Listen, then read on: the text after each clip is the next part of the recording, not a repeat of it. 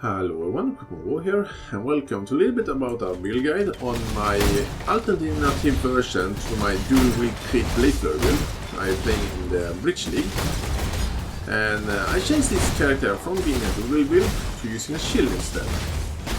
And as you can see, I still do really good damage, and this is it's an abyss map, it's a tier 15 map.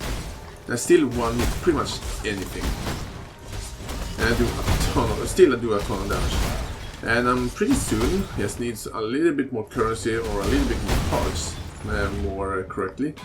Then I can actually try out to do, I want to do Översätt series and try out Shaper. But I haven't got all the parts I need yet. And especially for the Shaper, that will take some time because I still can't get any high level drops. It was the highest map I actually have right now, so I really need some luck in the map department. But no talk about that. I'm going to fight this character against the bosses. This is a twin this map, by the way, so I'm going to fight two bosses. And look at this, we have just find the boss. So let's see how this character holds up if I can face tank two bosses on a tier 15 map.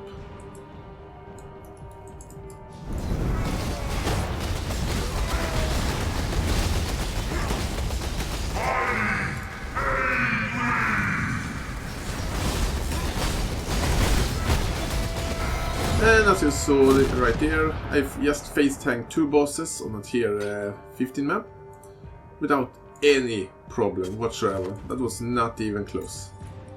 So let's take a look at what my skill tree looks like and how my gear are and the skill guns I'm using.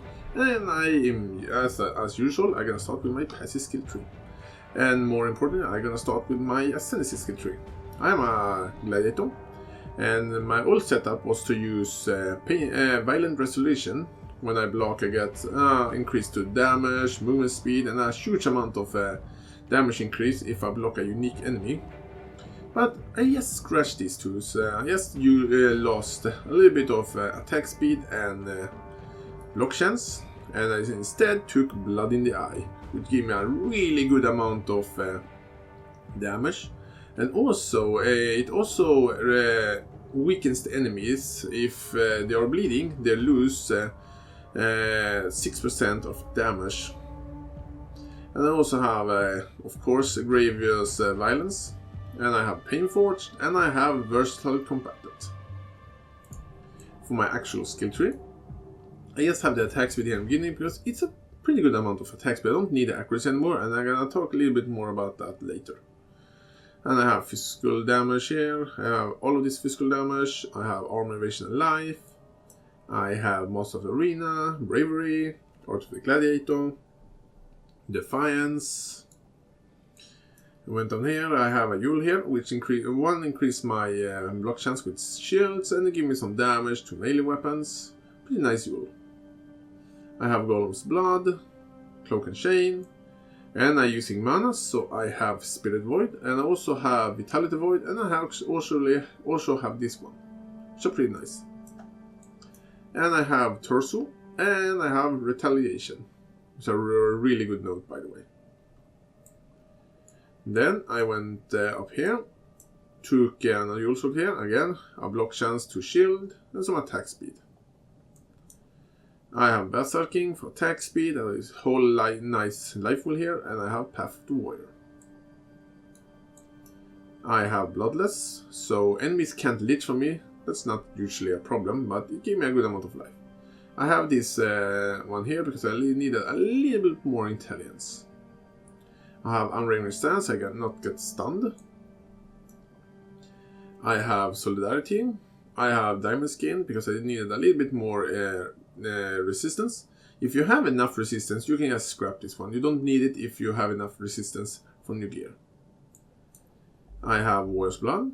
I have these knives, life and armor notes here. I have Heart of the Warrior. I have Born to Fight. Then I have Strong Aim, these nice damage notes here. I have another socket here again with block chance with shields. I also have some attack speed and AoE damage.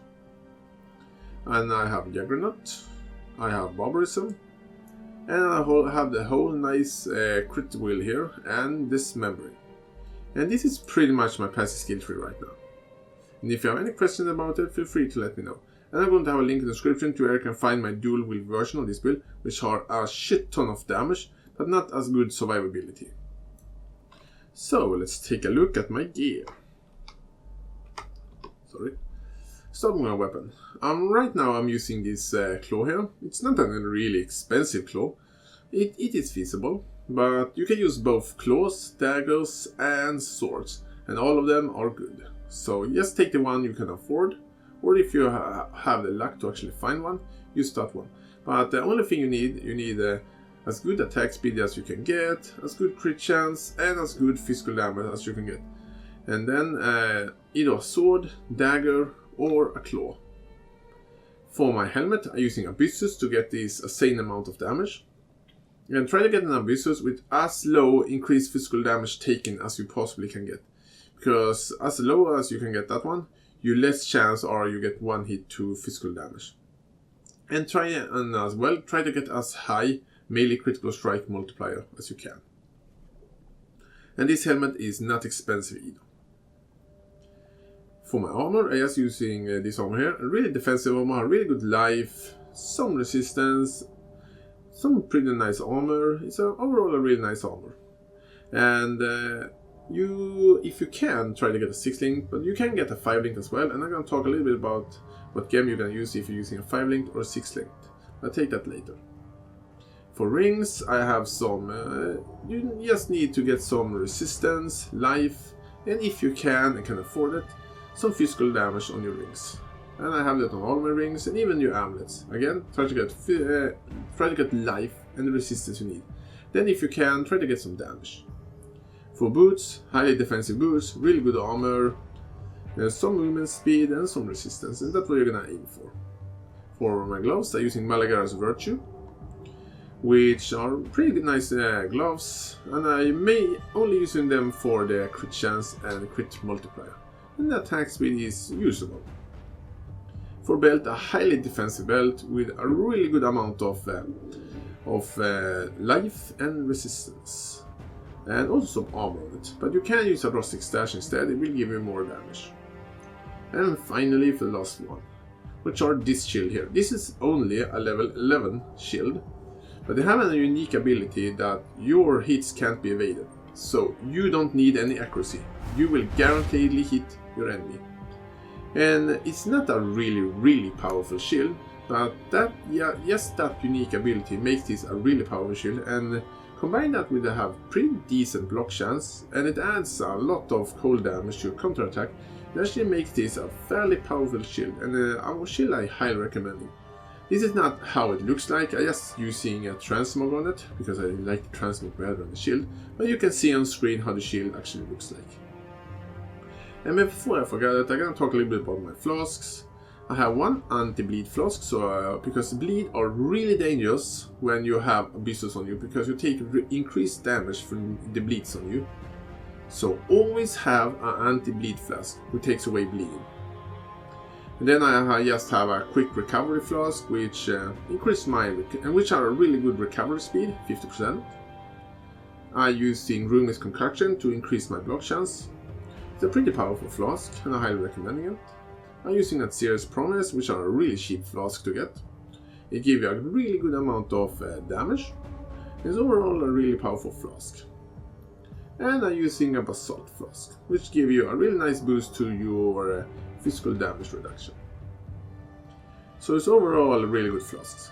So let's talk a little bit about the gems I'm using. I'm going to start with my main setup, which are of course Blade Flurry.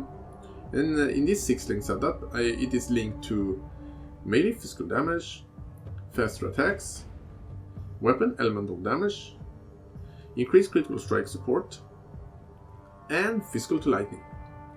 If you can't afford a 6-linked armor, just take away increased critical strike and have physical to lightning, weapon elemental damage, faster attacks, of course Blade Flurry, and melee physical damage.